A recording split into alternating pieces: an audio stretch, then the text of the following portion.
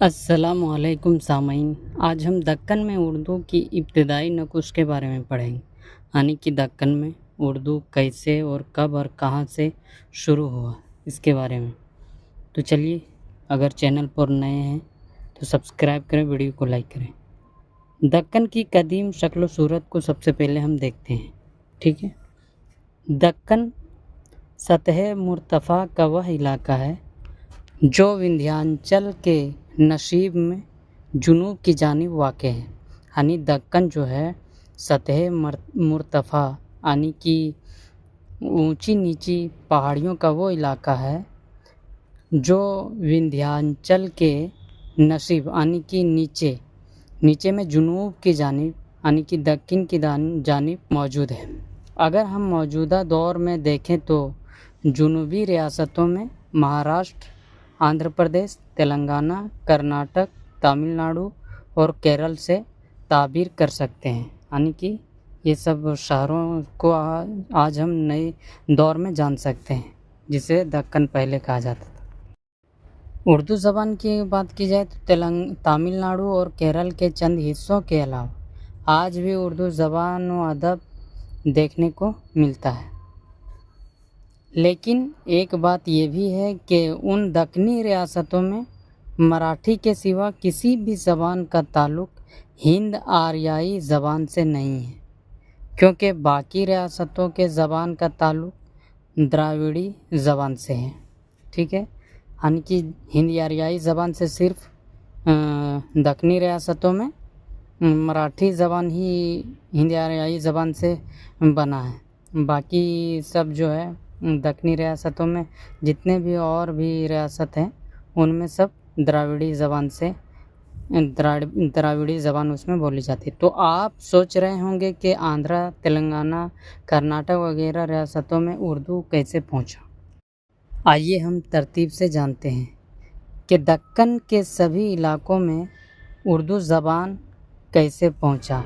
ये इलाका ज़माने कदीम से ही तारीख़ व तहज़ीबी अहमियत का हामिल रहा है। इस इलाके के तारीख़ से पता चलता है कि यहाँ कदीम और लंबे अरसे तक कायम रहने वाली सल्तनत सातवाहन सल्तनत था, जिसका सदर मकाम प्रतिष्ठान यानी मौजूदा पटन है, जो अभी जिला औरंगाबाद के एक हिस्सा है। उसके बाद चालुक्य, राष्ट्रकूट और यादव सल्तनतें रहीं। चालुक्य और राष्ट्रकूट का सदर मकाम कर्नाटक के अलग अलग जगहों पर थी। यादव सल्तनत का दारुल खिलाफा देवगिर मौजूदा दौलताबाद रियासत महाराष्ट्र के शहर औरंगाबाद था। लेकिन उर्दू ज़बान के आगाज़ के बारे में मुसलमान फ़ातिहीन की आमद से बताया जा रहा है, लेकिन ऐसा नहीं है। तो उसे भी जान लेना ज़रूरी है कि मुसलमानों की आमद का सिलसिला कब से शुरू हुआ। तारीख़ के हवाले से देखा जाए तो पता चलता है कि पहली दस्तक 721 ईस्वी में मोहम्मद बिन कासिम ने मुत्तहदा भारत यानी कि अखंड भारत के इलाके सिंध को फ़तह किया था। यानी कि उस वक्त जो है सिंध हिंदुस्तान के अंदर था, यानी अखंड भारत जब था, उस अखंड भारत में सिंध भी भारत के ही सीमा के अंदर था। तो उसमें जो है मोहम्मद बिन कासिम ने सिंध को फ़तह किया। उसके बाद महमूद गजनवी ने 999 ईस्वी में पहुंचा पंजाब। अगर दक्कन की बात की जाए तो पहला हमला अलाउद्दीन खिलजी ने 13वीं सदी के आखिर यानी 1296 ईस्वी में किया था, मगर हमें शुमाल के मुकाबले 300 साल तक मुसलमानों के हाथ से बचा रहा। दक्कन जो है 300 साल मुसलमानों के हाथ से बचा रहा। अब उर्दू ज़बान की बात की जाए तो उर्दू न मुसलमान फ़ातिहीन से ना ही शुमाल के असरात से शुरू हुआ, बल्कि दक्कन में उर्दू का आगाज़ फ़ातिहीन की बजाय सूफिया कराम की आमद से मरबूत है। यानी कि सूफिया कराम से ही लिया जाता है दक्कन की उर्दू ज़बान के बारे में, क्योंकि उस इलाके में 12वीं सदी ईस्वी से صوفیہ کرام کی موجودگی اور ان کی تعلیمات عام ہونے کا اور تبلیغ کے ثبوت ملتے ہیں۔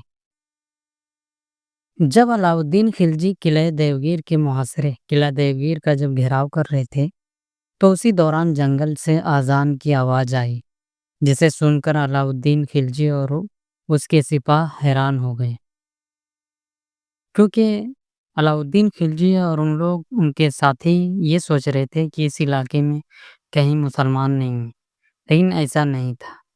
بعد میں پتہ چلا کہ قلعہ دیوگیر سے کچھ فاصلے دوری پر حضرت مومن عارف باللہ تھے، جو اپنے مریدین کے ساتھ یہاں مقیم تھے، اور ان مریدین میں دیوگیر دولت آباد کے راجہ رام چندر یادو کی بیٹی، آپ کہیں گے دولت آباد رام چندر کی یادو کی بیٹی یہاں کیسے آ گئی؟ تو آپ پہلے سن چکے ہیں کہ یہاں پر کئی سارے سلطنت تھے، جس میں یادو سلطنت بھی تھے۔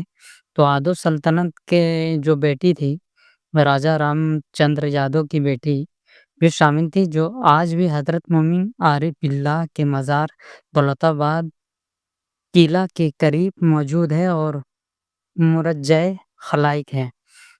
انہی کی بیٹی یعنی کہ انہی کے مزار کے قریب میں سٹا ہوا راجہ رام چندر کی بیٹی کا بھی مزار پایا جاتا ہے۔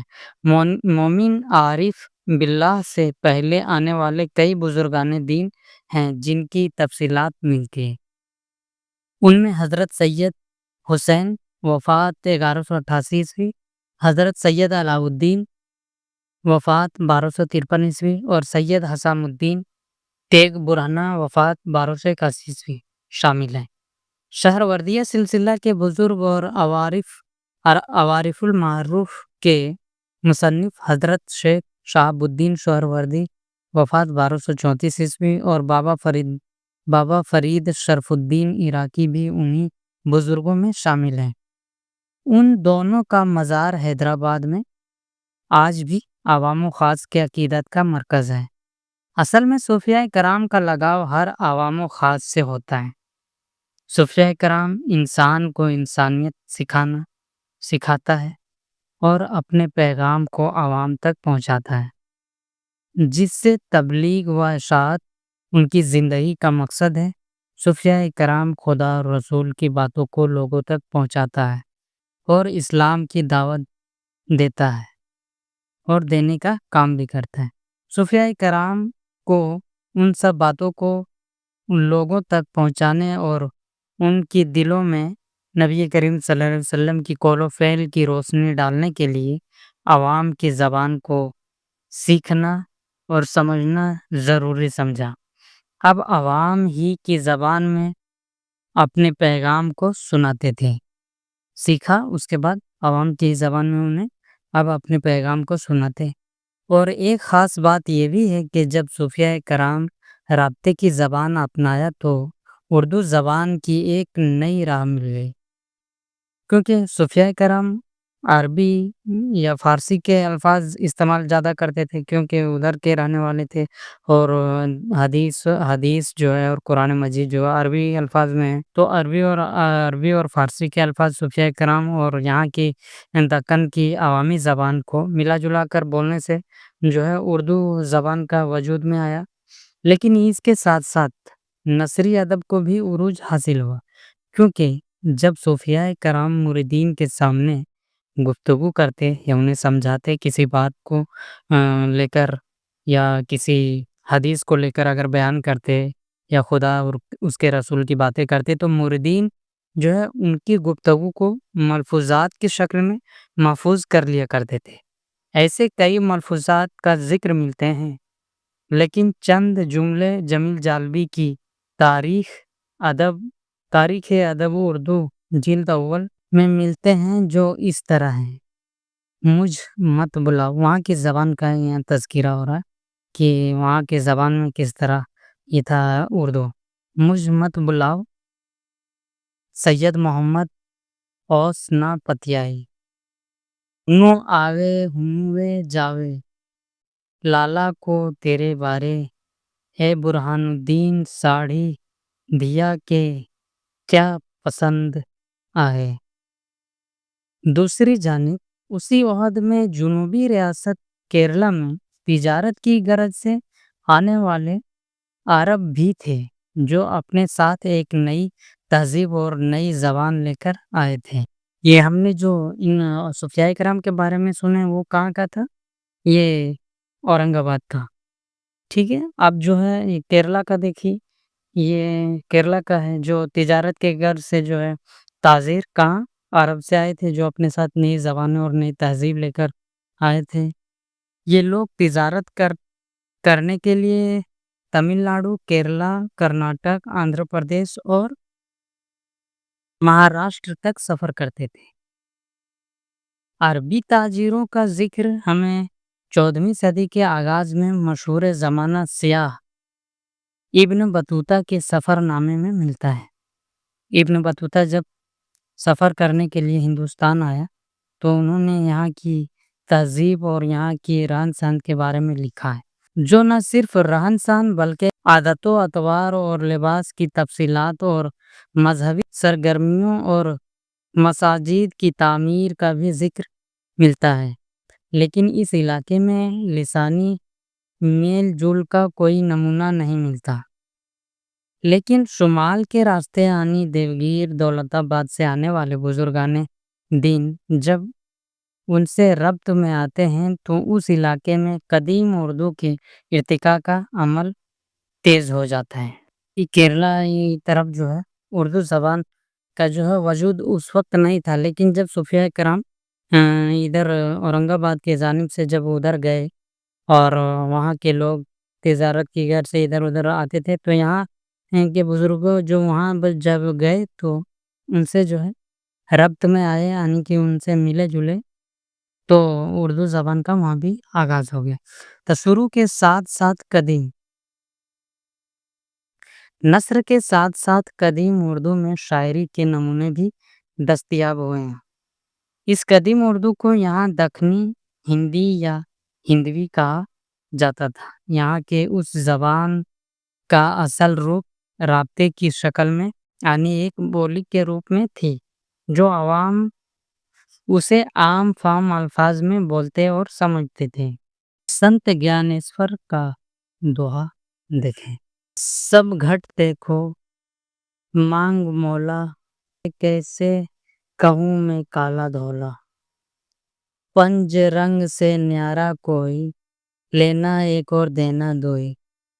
سنت نامدیو کے دوہے تو سکھوں کے مقدس کتاب گرو گرنتھ میں بھی موجود ہے، مثال کے طور پر لے کے کریمہ رحیمہ اللہ تو گنی، حاضر حضور در پیش تو منی، دریاؤ تو دھند تو بسیار تو دھنی، تو دانا تو بینا میں بیمار کی کیا کری، نامدیو سوامی بخشند تو ہری۔ دوسرا سے مائی نہ ہوتی باپ نہ ہوتا کرم نہ ہوتا کایا، ہم نہیں ہوتے تم نہیں ہوتے کون کہاں سے آیا، چندر نہ ہوتا سور نہ ہوتا پانی پون ملایا، شاستر نہ ہوتا وید نہ ہوتا کرم کہاں سے آیا۔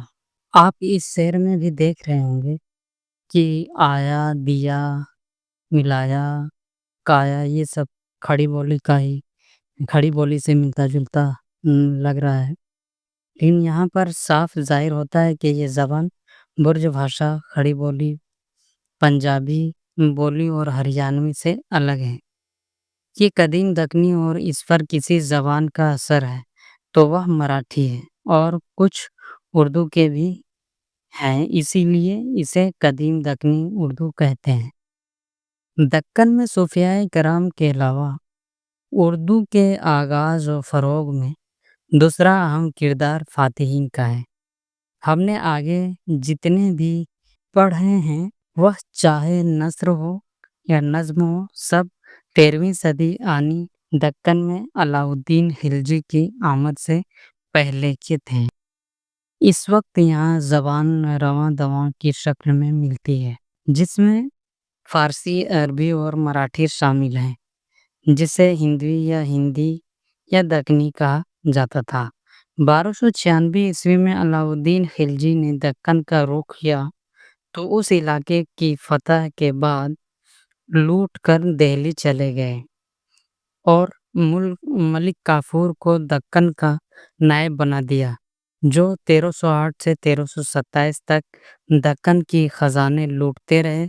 علاؤالدین خلجی اور ملک کافور حملے کرتے اور یہاں کی ریاستوں کے خزانے لوٹتے اور اپنا بازگزار بناتے، یعنی اس ریاست کو سنبھالنے کے لیے کسی کو سونپ کر چلے جاتے تھے، جس میں امیران سدا ہوتا تھا، جو 100 دیہاتیوں کا ایک امیر ہوتا تھا، جو اس ریاست کے 100 کاشتکاریوں کا اور وہاں کی دیکھ ریکھ اور کر کے لیے یعنی کہ کر ٹیکس وصولی کے لیے ہوتا تھا، جس کے ساتھ کئی فوج بھی ہوتے تھے۔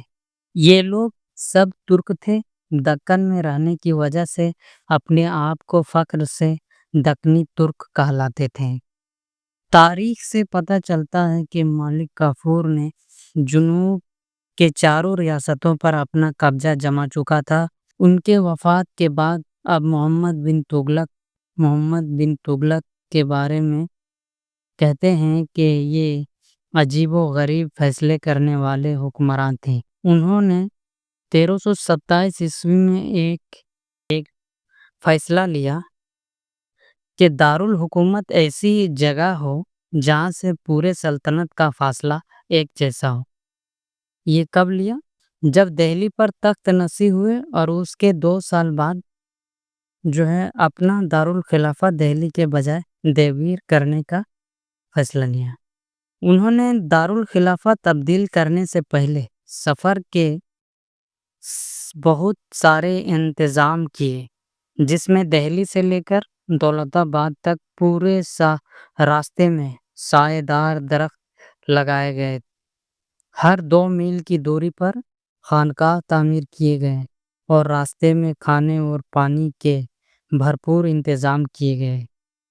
بادشاہ کے حکم کے مطابق فوج، علماء، دانشور، فنکار، مختلف فنون کے ماہر، صناع یعنی کہ ہنرمند، دستکار، ادیب و شاعر اور عوام کی بڑی تعداد بھی دولت آباد سے منتقل ہو کر اتنی بڑی تعداد میں عوامی آبادی کے ایک جگہ سے دوسرے جگہ ہجرت کرنا تاریخ میں ایک حیرت انگیز واقعہ کے طور پر یاد کیا جاتا ہے۔ یہ واقعہ دکن میں ایک نئی لسانی تاریخ کی بنیاد رکھتا ہے۔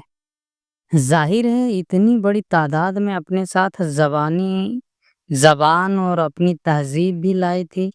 نئی شہر بسانے کے عمل میں نئی تعمیرات بھی کی گئی، لیکن اب رہی بات دکن کے مقامی آبادی سے رابطے کے لیے، تو ایک نئی زبان کا وجود ہونا طے ہو گیا تھا، لیکن اس علاقے میں عرصے دراز سے لمبے سمے سے صوفیہ کرام یہاں مصروف عمل رہے تھے اور رابطے کے لیے ایسے ملی جلی زبانوں کا استعمال کر رہے تھے صوفیہ کرام، جس میں مقامی زبان کے ساتھ ساتھ شمال یعنی دہلی میں کی جانے والی زبان کے الفاظ شامل تھے، یعنی کہ دہلی میں وہی فارسی زبان کا استعمال ہوتا تھا۔ وہاں کی سرکاری زبان بھی فارسی تھی محمد بن تغلق کے شاسن کال میں۔ تو صوفیہ کرام جب یہاں پر تھے دکن میں، تو یہ لوگ بھی فارس ترک تھے تو فارسی بولتے تھے، تو اپنی یہاں کی زبانوں کو ملا جلا کر فارسی اور دکنی زبان میں مل جل کر مراٹھی، یہ کئی زبانیں مل جل کر یہاں بولا جاتا تھا۔ تو جب تغلق یہاں آئے تو انہیں بولنے میں دقت و پریشانی اور عوام سے رابطے کرنے میں کوئی سمسیا پیدا نہ ہوا۔ صوفیہ کرام کے علاوہ ان بڑی تعداد میں امیران سدا اور فوج سپاہی بھی تھے، جسے علاؤالدین خلجی کے وزیر نے ریاست کی نظام کے نمائندے اور بہترین انتظام اور محصول کی وصولی کرنے کے لیے رکھا گیا تھا۔ تو یہ لوگ بھی تو ترک تھے، یہ لوگ فارسی ہی بولتے تھے، وہ سب تھے جو نسلاً ترک تھے۔ اسی علاقے میں عرصے سے قیام پذیر ہونے کی وجہ سے عوامی زبان کو خوب طرح سے سمجھتے تھے۔ کون؟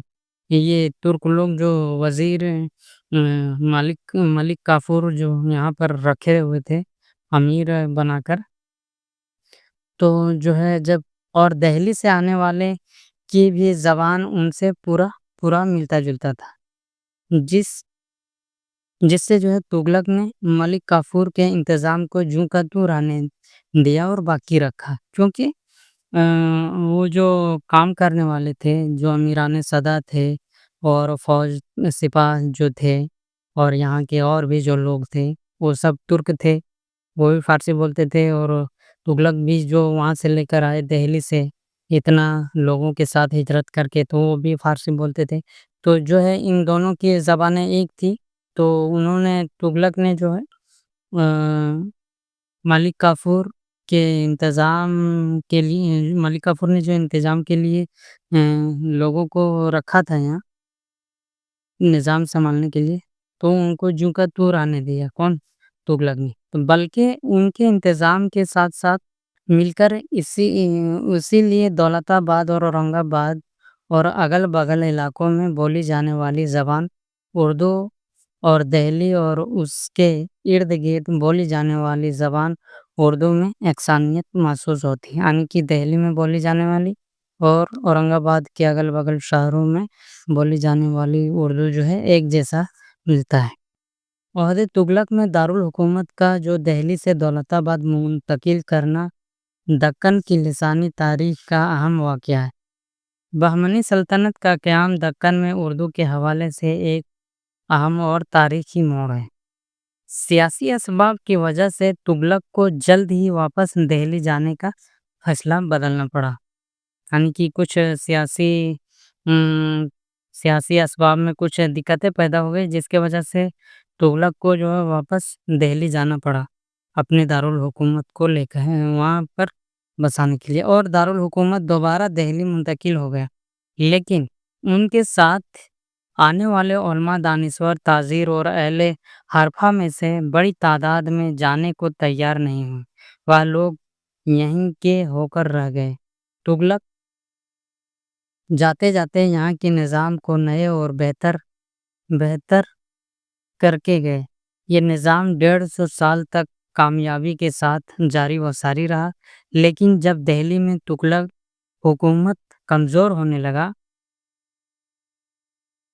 تو انہی میں ایک امیران صدا جو خلجی نے یہاں طے کیا تھا، رکھا تھا، انہی امیران صدا میں امیر حسن خان نے دہلی کی حکومت سے بغاوت کرتے ہوئے ظفر خان علاء الدین بہمن شاہ کے لقب سے اپنی خود مختاری کا اعلان کر دیا۔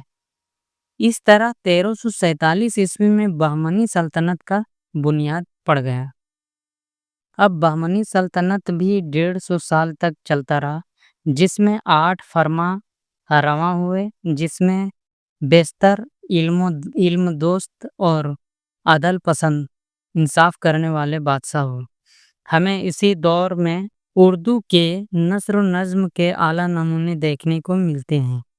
فرشتہ کتاب کے مصنف محمد قاسم فرشتہ کے مطابق علاء الدین بہمن کے دربار میں علماء شعراء ایک کثیر تعداد میں تھی، اور یہ بھی پتہ چلتا ہے کہ دہلی کی سرکاری زبان فارسی تھی، لیکن اس کا الٹا یہاں کی سرکاری زبان اردو تھی یا قدیم دکنی سمجھیے۔ یہ شک کیا جاتا ہے، شبہ ہے کہ تغلق کے خلاف زبان رکھی گئی تھی، جس کی وجہ سے اردو زبان کو بے حد فروغ ملا۔ بہمنی سلطنت کی سرکاری زبان اردو تھی، یہ ثبوت تاریخی اعتبار تاریخی کتاب فرشتہ سے ملتا ہے۔ اسی زبان کو الگ الگ عہدے میں الگ الگ نام دیا گیا ہے، کبھی ہندی، ہندوی، دکنی، اور کبھی اردو معلیٰ، اور آخرکار اردو کے نام سے آج مشہور ہے۔ بہمنی سلطنت 150 سال تک چلی، جس میں سیاسی، سماجی و معاشی ترقی کے ساتھ ساتھ علوم علوم و فنون اور زبان و ادب کی بے مثال خدمات انجام دی۔ بہمنی سلطنت کے ختم ہونے پر 5 خود مختار سلطنتیں قائم ہوئیں۔ احمد نگر میں نظام شاہی، گولکنڈہ میں قطب شاہی، بیجاپور میں عادل شاہی اور بیدر میں برید شاہی اور برار میں اماد شاہی۔ ان 5 سلطنتوں میں سے گولکنڈہ کے قطب شاہی اور بیجاپور کے عادل شاہی سلطنتوں نے اردو زبان و ادب کو بے حد فروغ دیا، جو تاریخی اہمیت کے حامل ہیں۔ تو آپ نے اس ویڈیو سے سمجھ گئے ہوں گے کہ کہاں پر کس زمانے میں اردو زبان کا آغاز کیسے ہوا دکن میں۔ تو چلیے، اگر ایک بار میں نہ سمجھ آئے تو 2 بار دیکھ لیں گے۔ اس ویڈیو میں بہترین طریقے سے بتایا گیا۔ تو چلیے، اگر ویڈیو سمجھ میں آیا تو لائک اور سبسکرائب کریں تاکہ آنے والی ویڈیو آپ تک جلدی پہنچے۔